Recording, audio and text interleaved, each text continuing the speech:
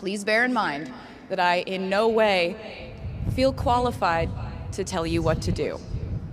You've worked and struggled and sacrificed and studied and dreamed your way here today. And so you know what you're doing. You'll do things differently than I did them and for different reasons. So I won't tell you what to do because no one likes that. I will, however, give you some life hacks I wish I knew when I was starting out my dreams of a career and navigating life, love, pressure, choices, shame, hope, and friendship. The first of which is, life can be heavy, especially if you try to carry it all at once. Part of growing up and moving into new chapters of your life is about catch and release. What I mean by that is knowing what things to keep and what things to release. You can't carry all things, all grudges, all updates on your ex, all enviable promotions your school bully got at the hedge fund his uncle started. Decide what is yours to hold and let the rest go. Oftentimes, the good things in your life are lighter anyway, so there's more room for them. One toxic relationship can outweigh so many wonderful, simple joys. You get to pick what your life has time and room for. Be discerning. Secondly, learn to live alongside cringe. No matter how hard you try to avoid being cringe, you will look back on your life and cringe retrospectively.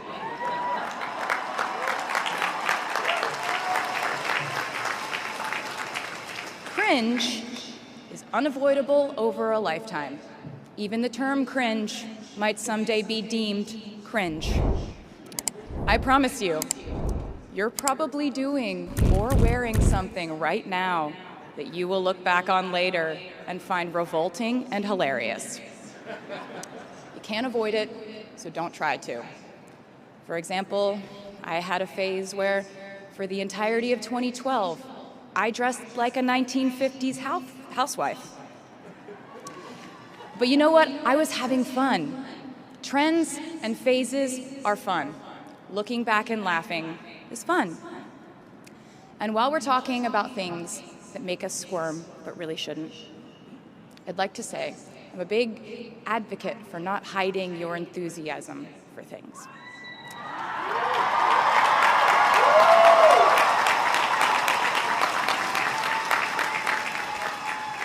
It seems to me that there is a false stigma around eagerness in our culture of unbothered ambivalence.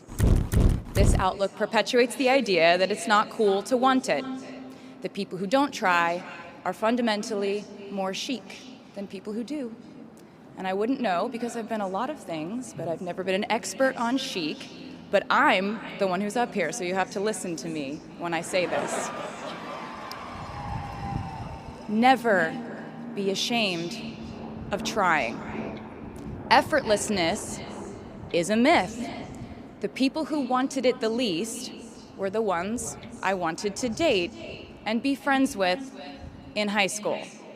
The people who want it the most are the people I now hire to work for my company.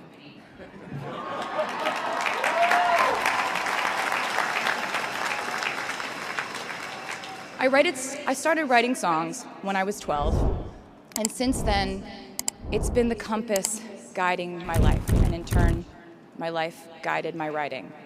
Everything I do is just an extension of my writing, whether it's directing videos or a short film, creating the visuals for a tour, or standing on a stage performing. Everything is connected by my love of the craft, the thrill of working through ideas and narrowing them down and polishing it all up in the end, editing, waking up in the middle of the night, throwing out the old idea because you just thought of a newer, better one, or a plot device that ties the whole thing together. There's a reason they call it a hook. Sometimes a string of words just ensnares me, and I can't focus on anything until it's been recorded or written down.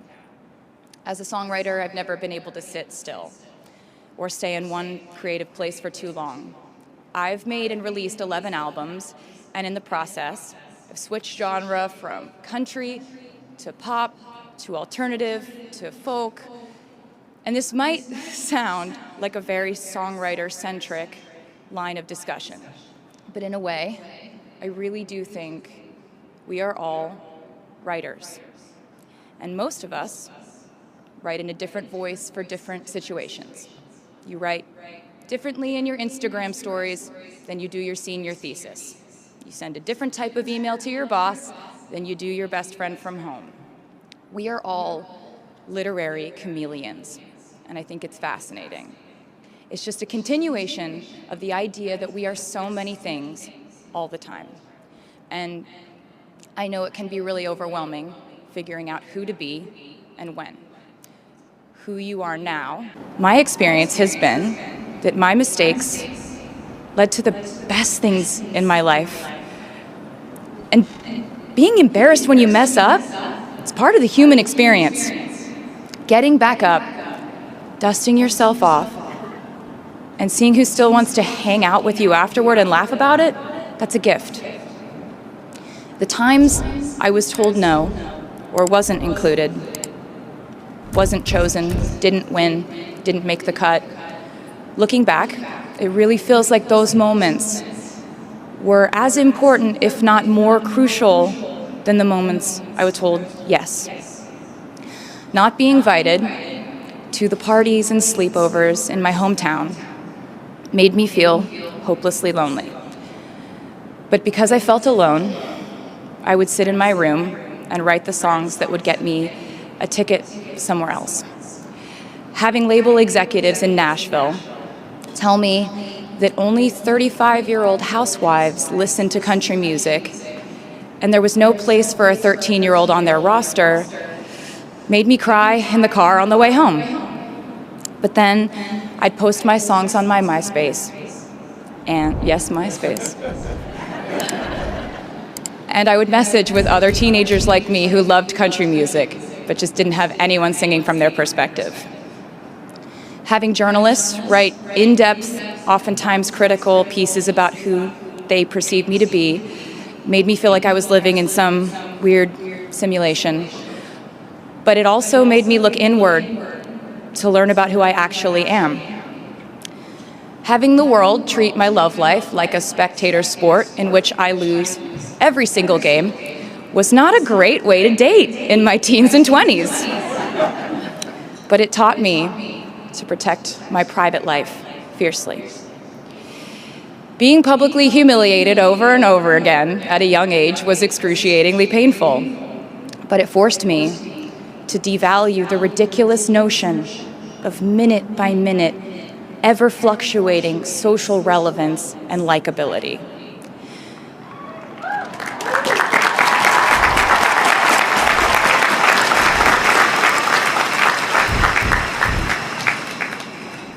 Getting canceled on the internet and nearly losing my career gave me an excellent knowledge of all the types of wine.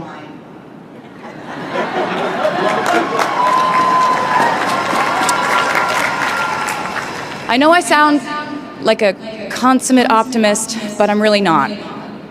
I lose perspective all the time. Sometimes everything just feels completely pointless.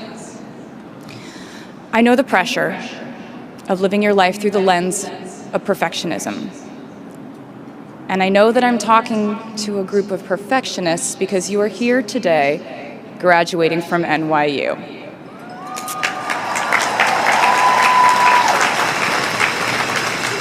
So this might be hard for you to hear.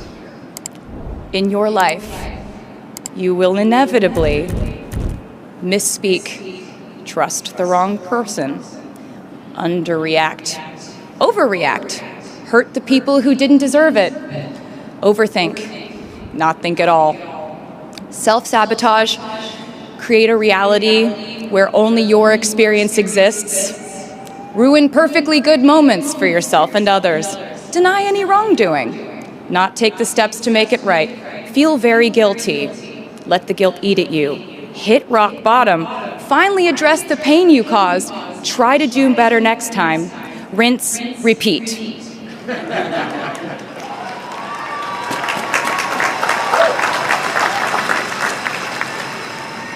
And I'm not gonna lie. These mistakes will cause you to lose things. I'm trying to tell you that losing things doesn't just mean losing. A lot of the time, when we lose things, we gain things too. Now you leave the structure and framework of school and chart your own path. Every choice you make leads to the next choice, which leads to the next, and I know it's hard to know which path to take. There will be times in life where you need to stand up for yourself, times when the right thing is actually to back down and apologize, times when the right thing is to fight, times when the right thing is to turn and run, times to hold on with all you have, and times to let go with grace. Sometimes the right thing to do is to throw out the old schools of thought in the name of progress and reform. Sometimes the right thing to do is to sit and listen to the wisdom of those who have come before us.